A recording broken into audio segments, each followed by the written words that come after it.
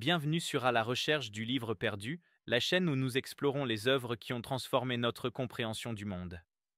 Aujourd'hui, nous plongeons dans un texte fondateur de la philosophie moderne et des sciences, le discours de la méthode de René Descartes. Publié en 1637, ce livre court mais dense est une révolution. Descartes y propose une méthode universelle pour chercher la vérité, en se libérant des préjugés et des incertitudes. C'est ici que l'on trouve son célèbre cogito, ergo sum je pense, donc je suis, une phrase qui a changé à jamais notre manière de concevoir la connaissance, la subjectivité et la certitude. Mais pourquoi le discours de la méthode, écrit il y a près de 400 ans, reste-t-il aussi influe? Et que nous apprend-il sur la manière de penser, de raisonner et de vivre dans un monde complexe? Dans cette vidéo, nous allons découvrir les principes fondamentaux de ce texte, son contexte historique et ses résonances pour notre époque. Préparez-vous à explorer l'œuvre d'un esprit brillant qui a cherché à donner à l'humanité une nouvelle manière de comprendre la réalité. Pour comprendre le discours de la méthode, il faut d'abord s'intéresser à son auteur et à son époque. René Descartes, né en 1596 en France, est l'un des plus grands philosophes et mathématiciens de l'histoire. Il a jeté les bases de la pensée moderne en introduisant une approche radicalement nouvelle de la connaissance et de la science. Le contexte historique est crucial. Descartes écrit à une époque de grands bouleversements intellectuels. La Renaissance a remis en question les dogmes médiévaux, tandis que des figures comme Copernic et Galilée révolutionnent notre compréhension de l'univers. Cependant, ces avancées s'accompagnent d'un scepticisme croissant envers les anciennes autorités, notamment religieuses et scolastiques. C'est dans ce cadre que Descartes propose sa méthode, conçue pour garantir une certitude absolue dans la recherche de la vérité. Mais le discours de la méthode n'est pas qu'un texte scientifique, c'est aussi un récit autobiographique. Descartes y décrit son propre cheminement intellectuel, ses doutes et ses découvertes, rendant l'œuvre à la fois personnelle et universelle. Enfin, il est important de noter que ce livre est accompagné de 3 essais scientifiques où Descartes applique sa méthode à des domaines comme l'optique, la géométrie et la météorologie.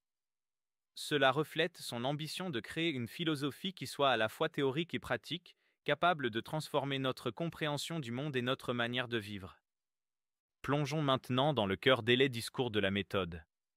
Ce texte est structuré en 6 parties, chacune développant un aspect de la pensée cartésienne. Dans la première partie, Descartes expose sa critique des savoirs traditionnels. Il affirme que de nombreuses croyances, même celles qui semblent les plus solides, reposent sur des fondations incertaines. Cette remise en question radicale marque le point de départ de sa méthode. Pour construire une connaissance véritable, il faut d'abord rejeter tout ce qui est douteux.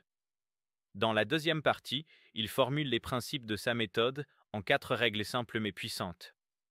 Premièrement, ne jamais accepter pour vrai ce qui n'est pas évident. Deuxièmement, diviser les problèmes en parties pour les analyser plus facilement. Troisièmement, aller du simple au complexe. Quatrièmement, passer en revue chaque étape pour s'assurer de n'avoir rien oublié. Ces règles, qui semblent aujourd'hui évidentes, posent les bases de la pensée rationnelle et scientifique. La troisième partie est consacrée à la morale provisoire. Descartes, conscient que le doute radical peut être déstabilisant, propose des principes pour guider l'action en attendant d'atteindre une certitude philosophique. L'un de ces principes est de respecter les lois et coutumes de son pays, tout en cherchant à vivre selon la raison. Dans la quatrième partie, Descartes atteint le point culminant de son œuvre, le célèbre cogito, ergo sum. En doutant de tout, il découvre une certitude indubitable. S'il doute, il pense, et s'il pense, il existe. C'est à partir de cette vérité fondamentale qu'il reconstruit tout le reste de son système philosophique. La cinquième partie explore des applications scientifiques, notamment la biologie et la mécanique. Descartes y compare le corps humain à une machine, anticipant des idées modernes sur le fonctionnement biologique.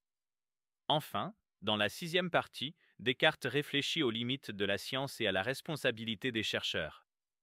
Il exprime son espoir que sa méthode contribue à améliorer la condition humaine, tout en avertissant contre les dangers d'un savoir mal utilisé.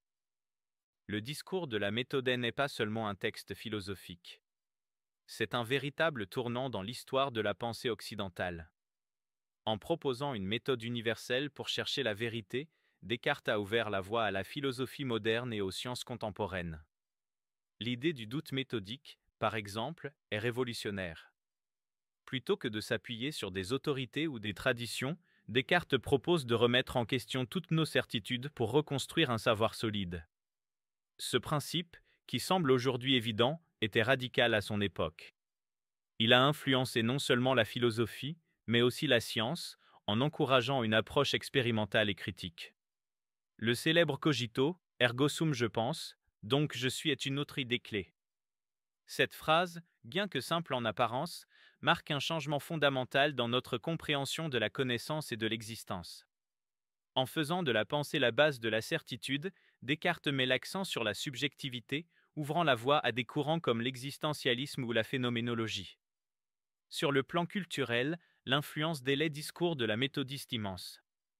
Il a inspiré des générations de philosophes, comme Spinoza, Leibniz ou Kant, et a marqué des disciplines aussi diverses que la psychologie, la linguistique et l'intelligence artificielle. Mais ce texte n'est pas sans controverse. Certains, comme Nietzsche ou Heidegger, ont critiqué l'approche cartésienne, qu'ils considéraient comme trop rationnelle ou abstraite, négligeant des dimensions essentielles de l'expérience humaine. Malgré ces critiques, le discours de la méthode reste une œuvre incontournable. Il ne s'agit pas seulement d'un texte historique, c'est un guide pour penser de manière claire, rigoureuse et indépendante. Dans un monde où les informations se multiplient et où les certitudes vacillent, la méthode de Descartes est plus pertinente que jamais. Quelles leçons pouvons-nous tirer des laids discours de la méthode aujourd'hui? Bien que ce texte ait été écrit il y a près de 4 siècles, il offre des outils précieux pour naviguer dans un monde complexe et incertain. L'un des enseignements fondamentaux de Descartes est l'importance de la rigueur dans la pensée. À une époque où les fake news et la désinformation se répandent, son appel à ne pas accepter pour vrai ce qui n'est pas évident est un rappel puissant. Cela ne signifie pas être sceptique envers tout, mais développer une approche critique basée sur la raison et les faits.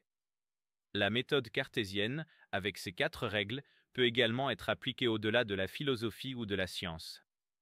Dans notre vie quotidienne, face à des problèmes complexes ou des décisions difficiles, ces principes peuvent nous aider à clarifier nos idées, à organiser nos pensées et à trouver des solutions efficaces.